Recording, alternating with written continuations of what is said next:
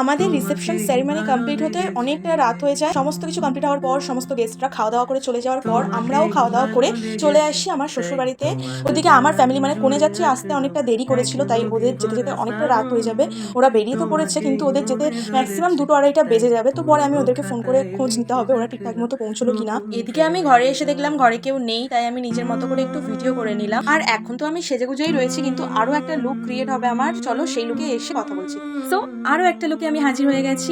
আমি কিন্তু শুধু ফুলের গয়না পরেছি আর এই শাড়িটা চেঞ্জ করেছি, বাকি সব কিন্তু একই রয়েছে। তোমরা তো জানোই আগে এই ধরনের সাজে সেজেই রিসেপশনে বসতে হতো, কিন্তু এখন মডার্ন যুগ, এখন আর কেউ এই ধরনের ফুলের সাজে সেজে রিসেপশনে বসে না। শুধুমাত্র ফুলসজ্জার নিয়ম পালনের সময় এই ধরনের সাজে সাজা হয়। এরপর কি নিয়ম পালন করা হয়েছিল আমার অত ঠিক মনে নেই, আর আমার কাছে আর কোনো ভিডিও নেই।